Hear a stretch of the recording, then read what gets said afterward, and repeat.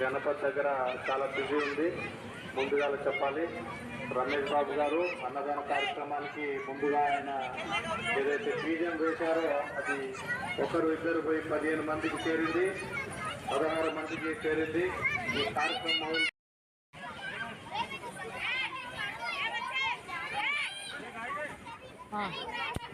వచ్చేసి చిన్న చిన్న